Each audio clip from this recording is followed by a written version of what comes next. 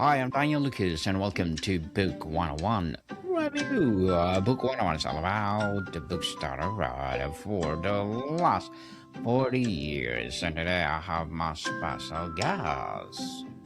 He is my feature author of the month of February. He's entrepreneur, investor, and of course, award-winning and best-selling author, no other than Mr. John Cousins. Hello, Daniel. Pleasure to be here.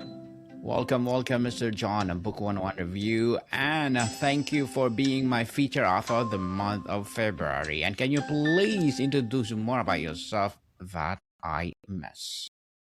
Oh yeah, thanks. Well, that was a great introduction. Yeah, I'm a I started out as an electrical engineer and worked in rock and roll recording studios, and then in the television industry, designing and building facilities for a television network, ABC Television in the United States. Mhm. And then I decided to go back to business school and learn about business. What happened? I was working for ABC, and when I started there, when I was there, I picked up the annual report one time and looked through it and realized I couldn't make any sense of the information in there. The balance sheet, the financial statements, the balance sheet, the income statement, the cash flow statement.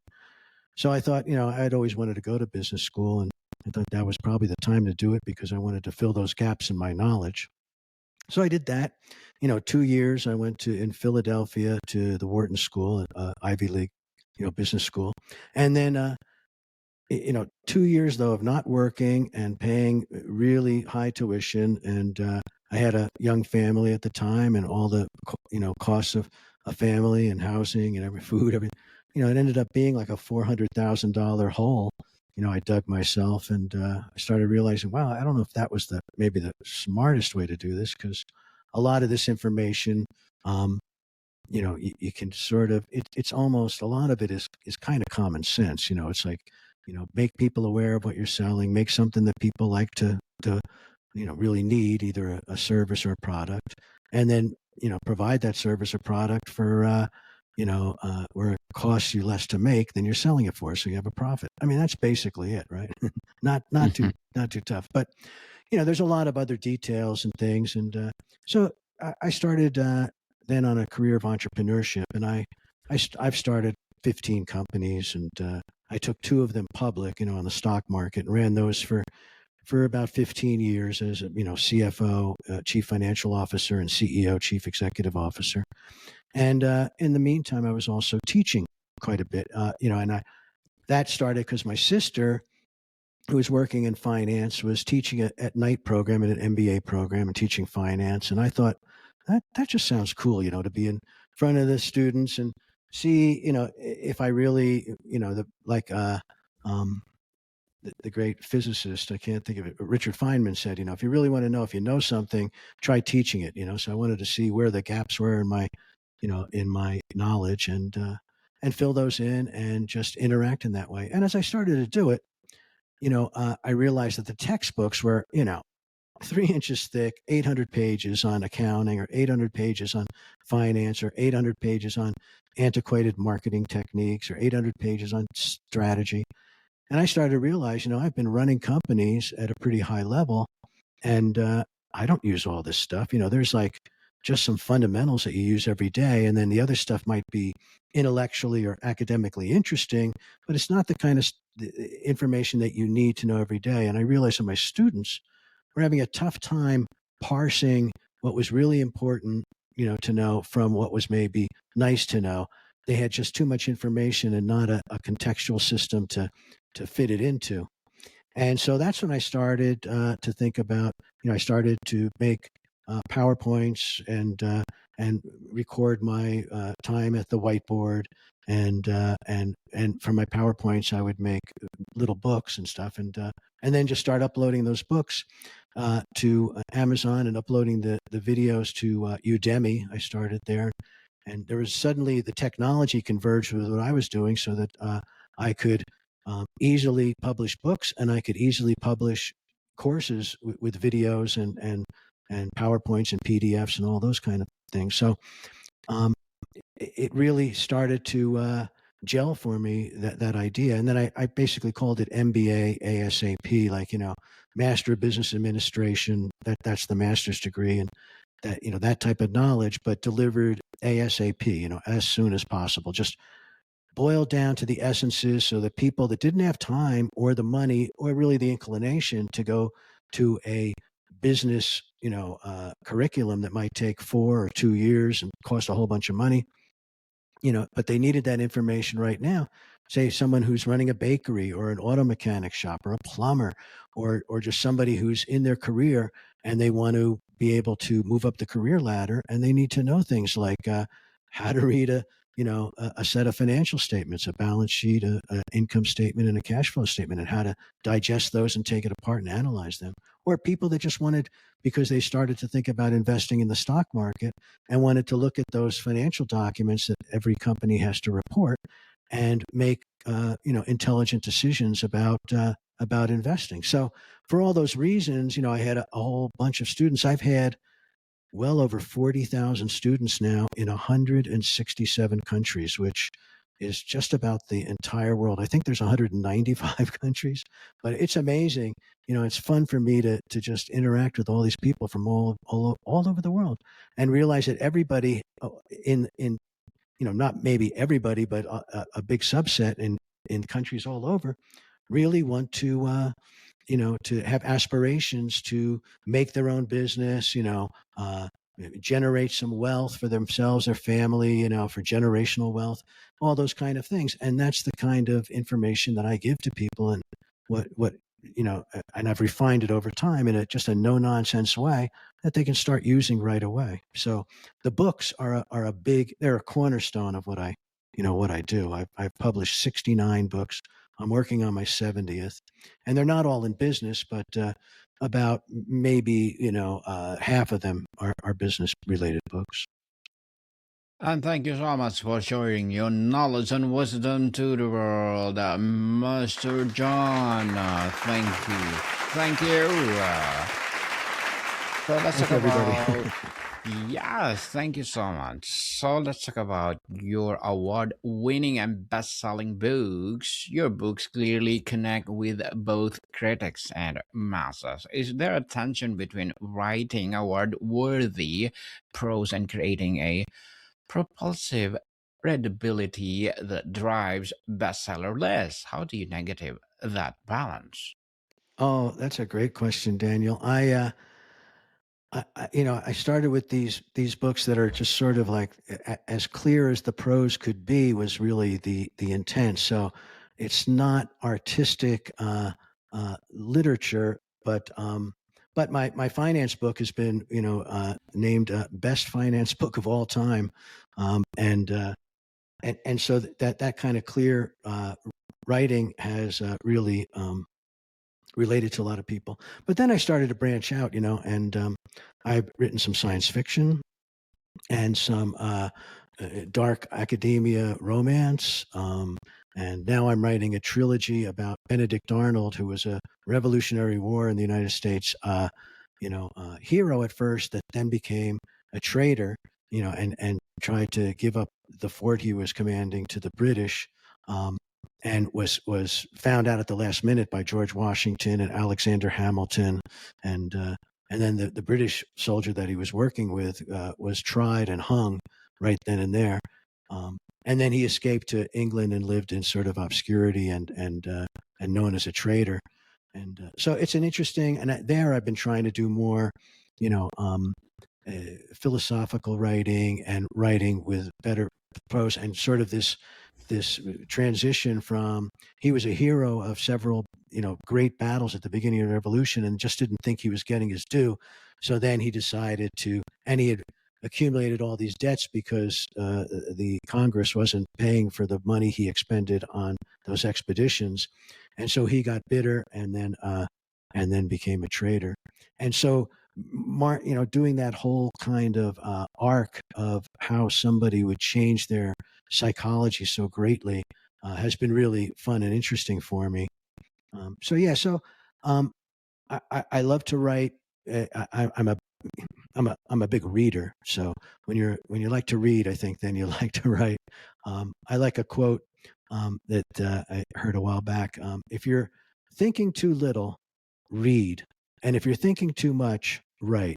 And I think that's where I've gotten to a point where I just have all these ideas rattling around in my head, and I just want to get them down on paper. I just want to and as I get them down and as I start to clarify them, it really helps me to thinking and my own understanding. And then the artifact that's left over after I do that process is the book. And I really am a big fan of Amazon. Kindle Direct Publishing has been just wonderful for me. They make an ebook of all my books, a Kindle version that can be downloaded right away, and you can start reading it on your tablet or your phone.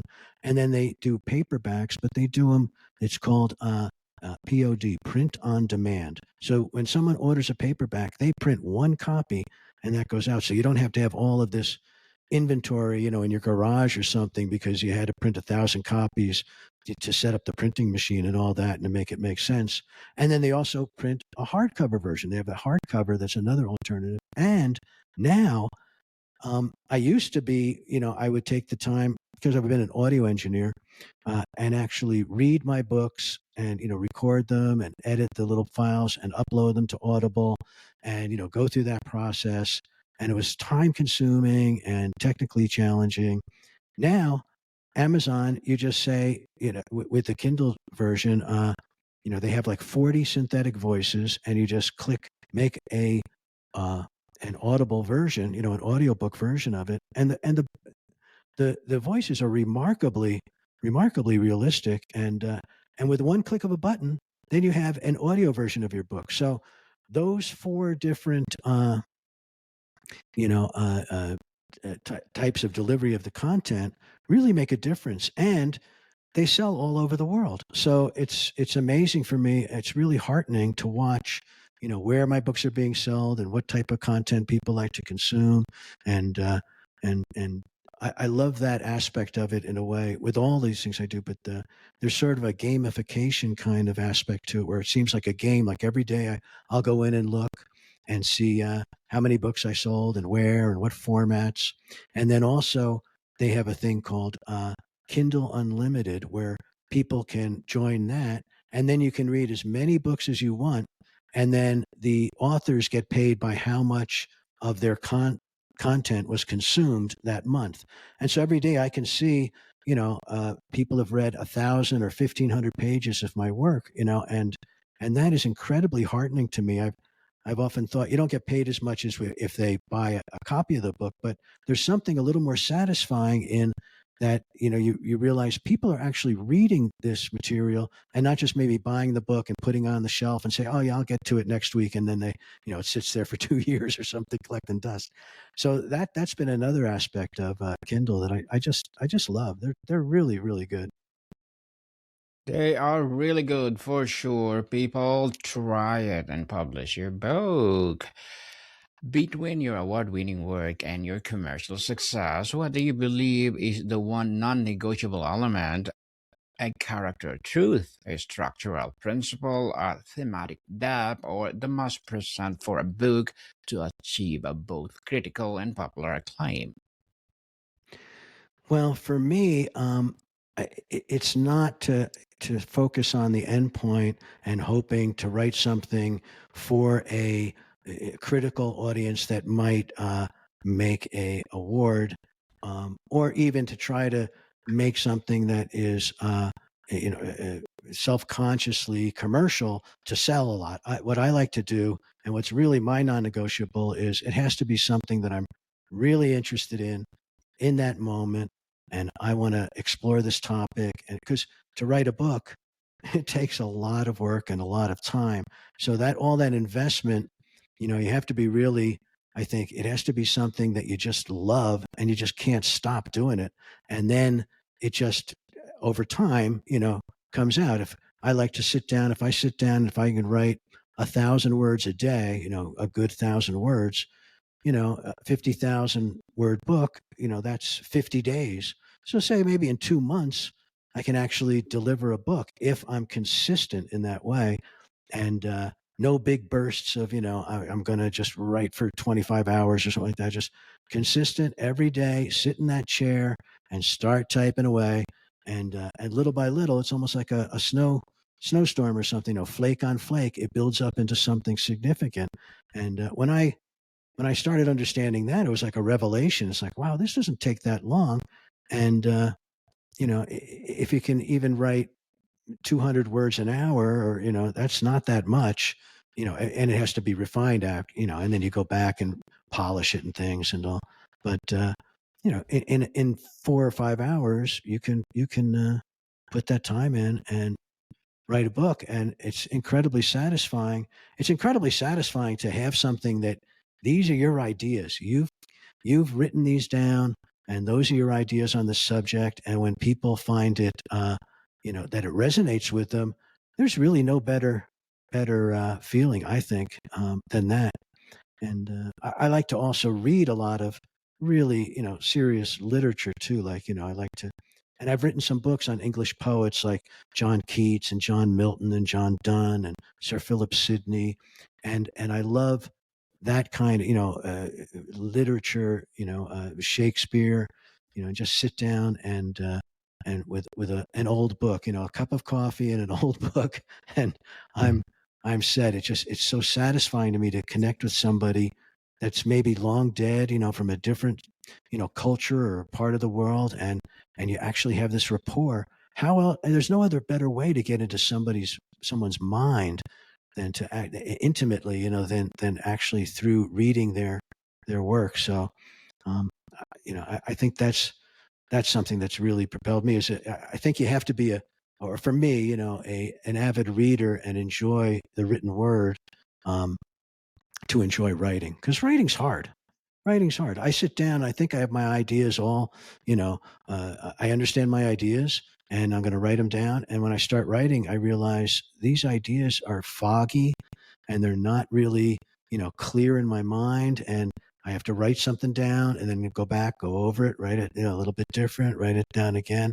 It's like Hemingway said, all first drafts are crap. You just got to but you don't want to stop and refine everything. You just get it all down and then go back and go over it is what I found is a good working principle.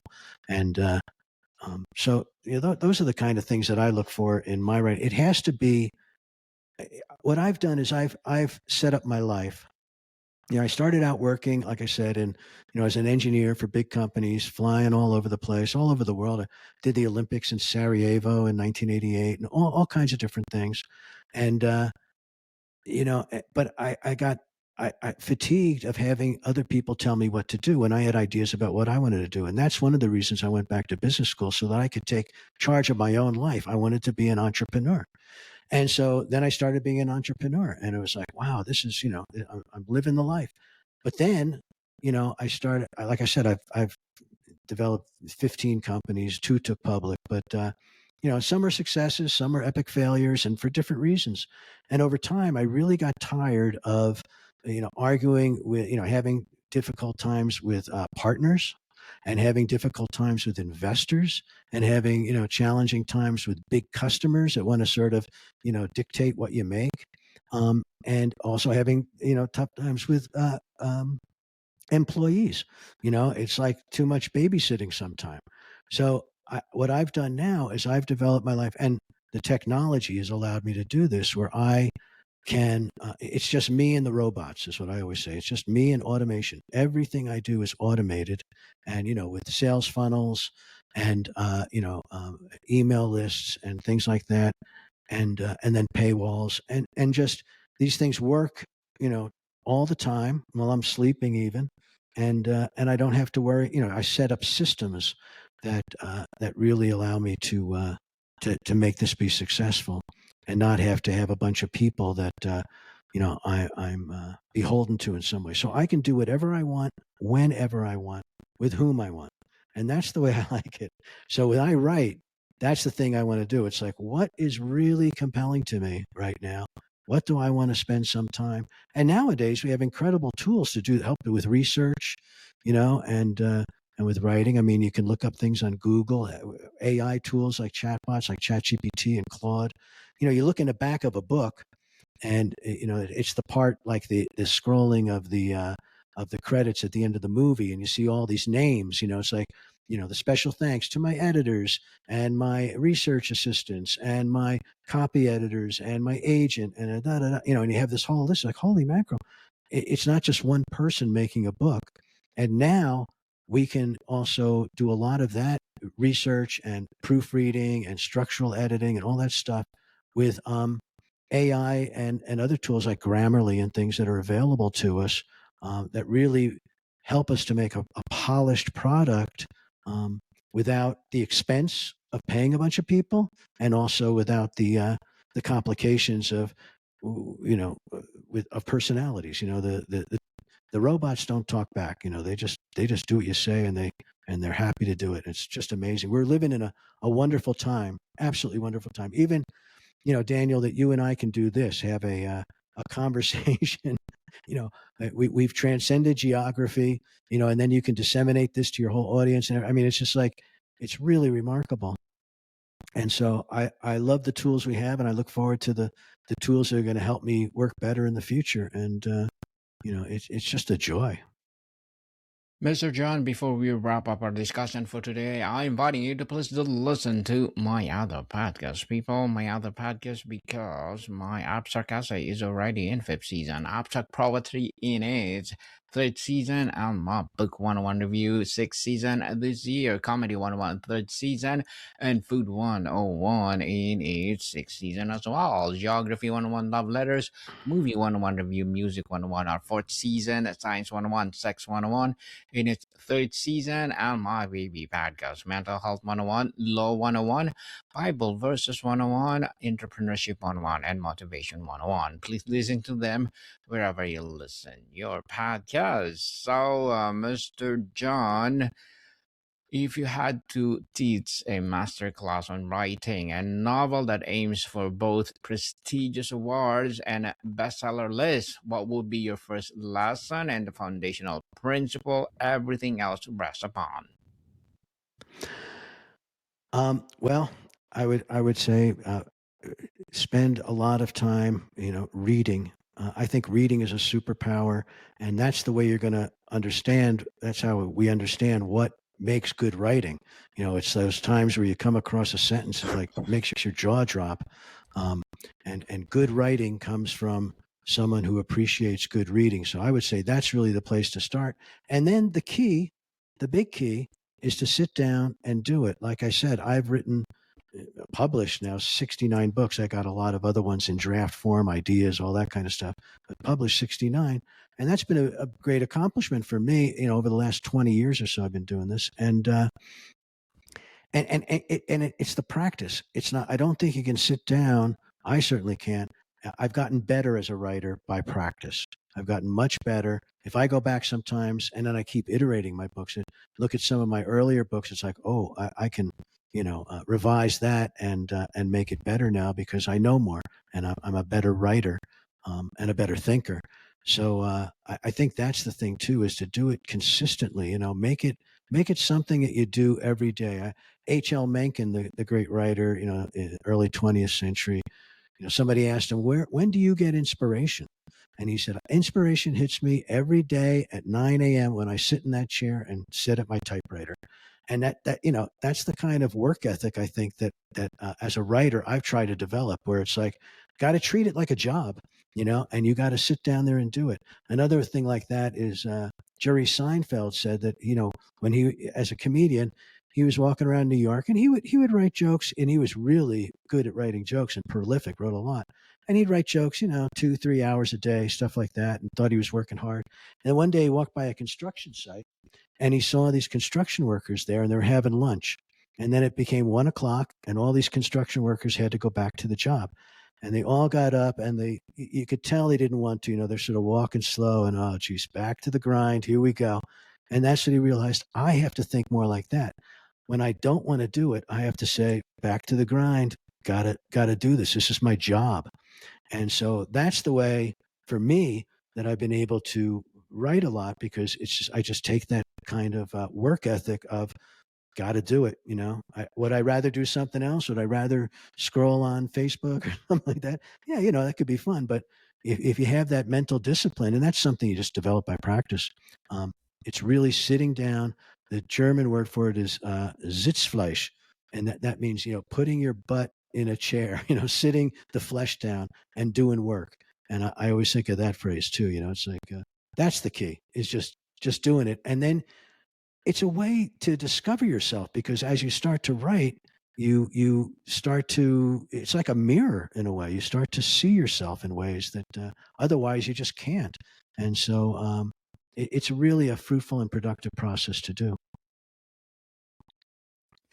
Mr. John Cousins, thank you so much for being my feature author of the month of February. Can you please invite the listeners to support your books, your advocacy, or whatever projects that you're doing right now? Oh, thanks, Daniel. Yes, my website is MBA-ASAP.com, and that's a great place to get a hold of me or see all the things I'm doing. My publishing company and a bunch of my books are on there is Bizb-Press, Bizb-Press, Press.com. And you can also just Google my name and books, and all the different Amazon books will come up.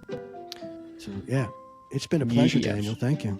Yes, people, let's support Mr. John Cousins, because if you support him, pursue more and more award-winning and best-selling books will rise. So, Mr. John, thank you so much for your time. Thanks, Daniel. Loved it. What do you got, people? See you soon.